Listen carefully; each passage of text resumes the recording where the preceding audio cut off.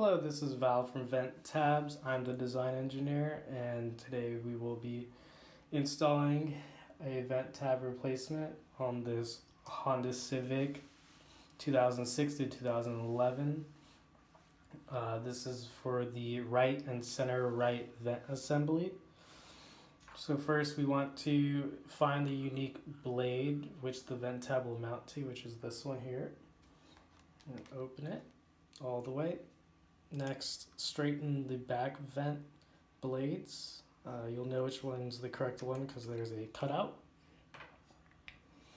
Take your vent tab replacement and line up the fork with the back post and drop it in there. Next, support the back and snap it into place. Go. And now you have a functioning vent again.